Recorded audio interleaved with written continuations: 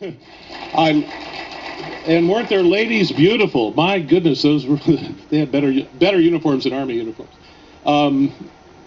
Each one of you has such a thread. Orly Tates is not with us right at the moment, but she has a thread, which is a thirst for seeking justice and decency in courts.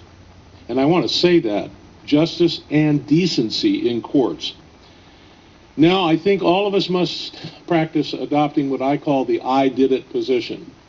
The I did it position is the essence of self-responsibility.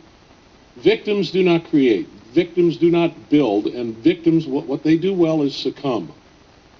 They do it very well.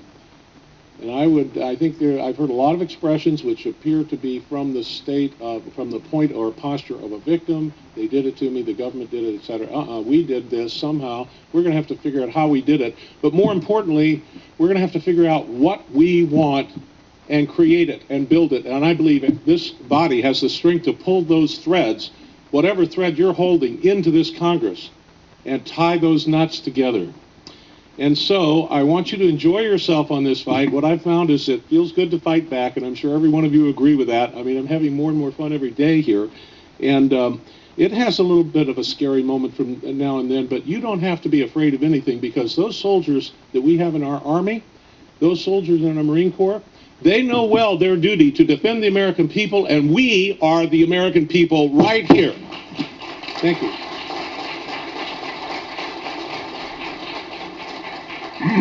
Thank you. Thank you. Jean Goldrick, Massachusetts. The President recognizes the delegate from Massachusetts. I don't know how to begin. I'm speaking today as a mom and a delegate member. And war frightens me. I'm first-generation American, but I'm also a mom. And speaking to everyone in this audience, we have come together in this Congress. It was a very haphazard experience at first, and we have bonded. And the strength that is in this hall is just incredible. What I want to speak about today is that I am of an age where my children are selective service eligible, as are my nieces and nephews and a lot of others. What I'd like to talk about a little is that the government has ignored our petitions for redress. The government is ignoring us completely. The suggestion I have is along the lines of Thoreau, Lexington and Concord area, where the first energy began. Thoreau is promoting civil disobedience. I'd like to support that in this war topic and suggest to the young people in this country that they also adopt civil disobedience. When they receive their selective service papers, they should ignore them like their government has ignored us in our petitions for redress.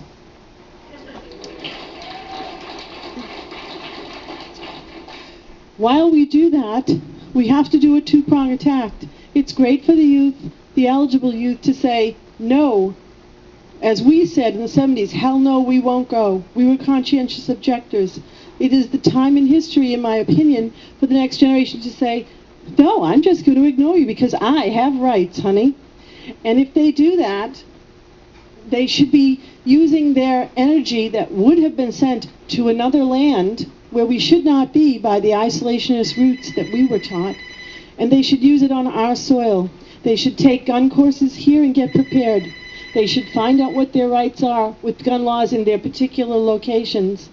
And while they do all of that, they should think, if I am going to give my life for anyone, should it not be for us here in America on our own soil? Thank you.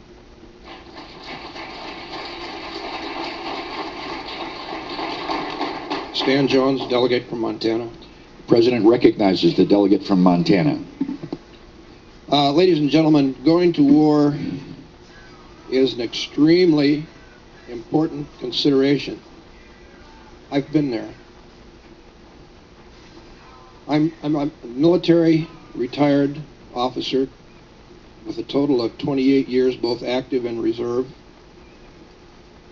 A good many of my friends are left in a plane crash someplace on a hill in North Vietnam. I did not experience the hardship. I got through 101 missions without a mishap. But I know from personal experience how extremely important the decision to go to war is. War costs us the lives of our sons and daughters. War costs us a great deal of our hard-earned tax money. The decision to go to war should not be a light one. Yet our past history clearly indicates that our government has taken it quite lightly. They go to war easily.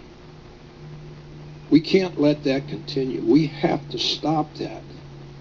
We have to impress upon our government that we're not willing to sacrifice our sons and daughters to fight in some foreign war that has very little to do with anything that goes on in our nation.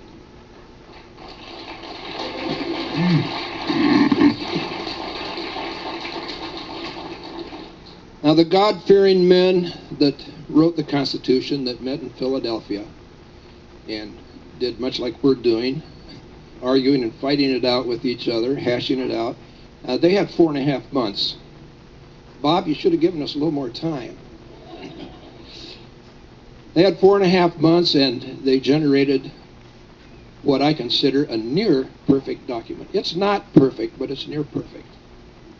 They had checks and balances all through the Constitution, and our lecturer this morning demonstrated some of those. One of the greatest checks and balances was the oath of office. Now, these were God-fearing men, and they never thought for a moment that we, the people, would elect people to office that had no integrity, that would take an oath and would not uphold it. So we have to enforce the oath of office.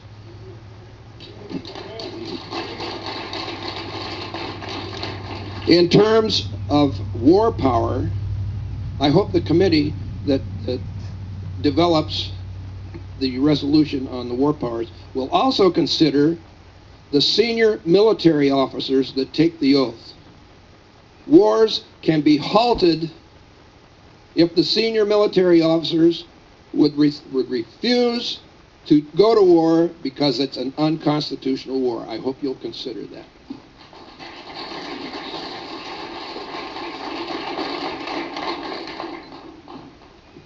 Gary Coates from the state of Colorado. The President recognizes the delegate from Colorado. I was too little to remember the war, but I can remember my mom and dad telling me about things that General MacArthur said when he came home from Korea. And he was asked what, I don't know exactly the question, but it was something to the effect of what went on over there.